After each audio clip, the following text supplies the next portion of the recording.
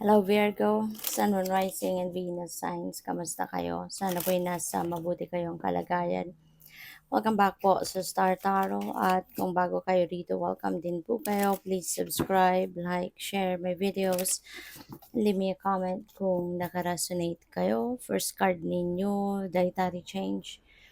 Virgo, there could be a need for you to change the diet. No? Ano yung mga klaseng food na kinakain ninyo or iniinom ninyo, siguro it's about time na for you to change it. Siguro mas dapat na maging aware kayo of na mas maging healthy, no?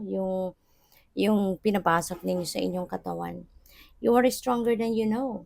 Wow. So, madidiscover din ninyo sa ngayon sa sarili ninyo na, wow, matibay ka din pala. Diba? You're a toughy cookie.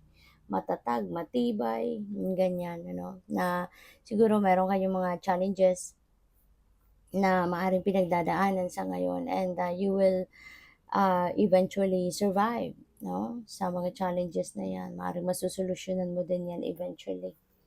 So, we have forgiveness, yan, for some of you, Virgo. Maaring you will be willing now to forgive the people or person na nagkasala sa'yo. Maaari din na ang iba sa inyo rito is going to um, siguro kung hindi man kayo yung magpapatawad, baka kayo yung hihingi ng kapatawaran na kung sino man yung sa tingin ninyo nasaktan ninyo o pwedeng may ganong ganap din ang iba, no? So, yeah, there is a willingness dito to forgive the people who have wronged you in the past or ikaw yung hihingi ng kapatawaran. So, we have realizations and epiphanies. And yeah, yung pagpapatawad na to or paghingi ng kapatawaran, maybe that is your realization then. No, maaring na-realize mo sa ngayon na para na maging magaan na din ang pakiramdam mo, maging makapag-move on ka na sa buhay. So, maaring na-realize mo na, 'di ba, magpatawad na or humingi ka na ng kapatawaran, no? So, good for you.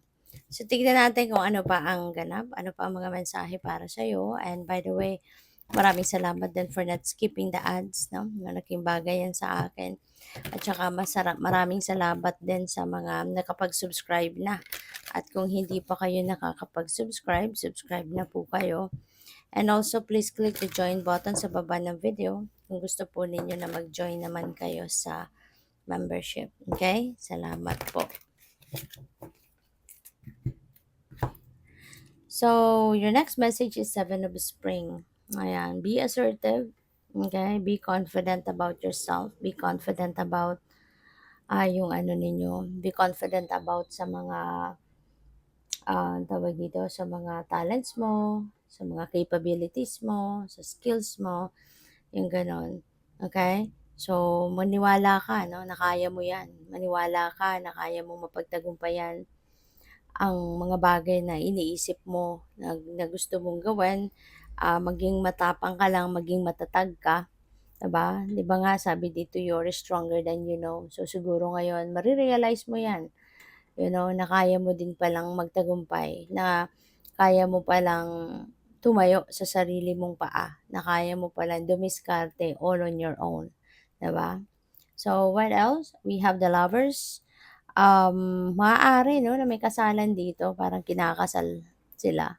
So, baka ang iba sa inyo is going to get married, no, soon, or maaaring ngayon, pwedeng ganun.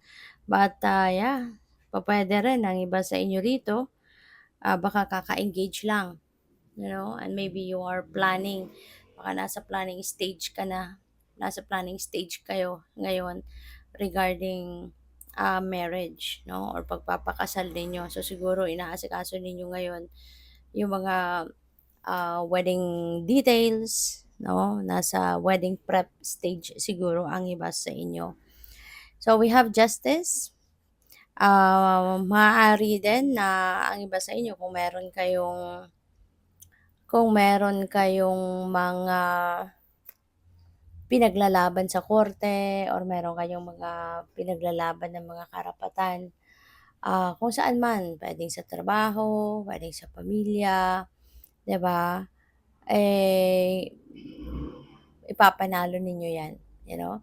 Kasi kapag pumasok si Justice energy sa isang reading at meron kayong mga ganyang sitwasyon, that signifies 'no, na ipapanalo ninyo.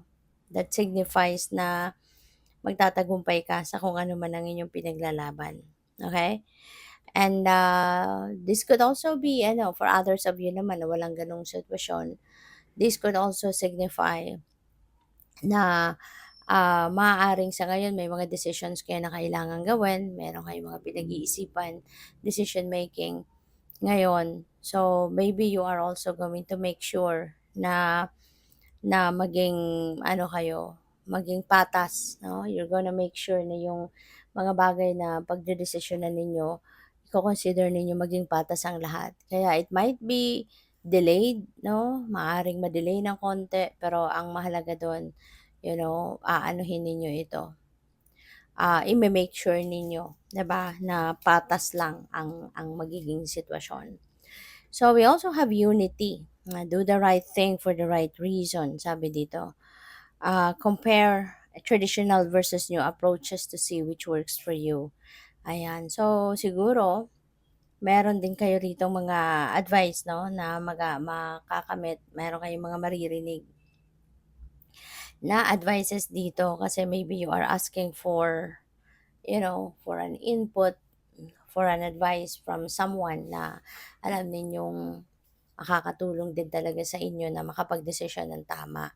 So, this could be a mentor, pupuwedeng magulang din ninyo 'yan, pupuwedeng uncle or auntie ninyo, or baka spiritual guide 'no, or counselor ang lalapitan ninyo rito na siyang magbibigay sa iyo ng linaw 'no, ng gabay, ng clear direction, 'di ba, sa kung ano man yung gusto ninyong, um masolusyonan dito or kung ano man ang gusto ninyong gawin na gusto ninyong magtagumpay siyempre. Kaya ayun, maybe meron kayong lalapitan, you're going to ask for their opinion and guidance. So, 10 of winter, 10 is ending and beginning, no? So, maaring ngayon, finally, baka mare-resolve mo na kung anong problema dito. The resolution of difficulties is yours, kaya siguro dahil din 'yan sa advice nito sa'yo kaya makikita mo na ngayon, mahahanap mo na yung solusyon, kaya 'yun makakalaya ka na from that problema, 'no? At, mababawasan na yung bigat sa dibdib mo, mawawala na yung tinik sa dibdib mo, something like that.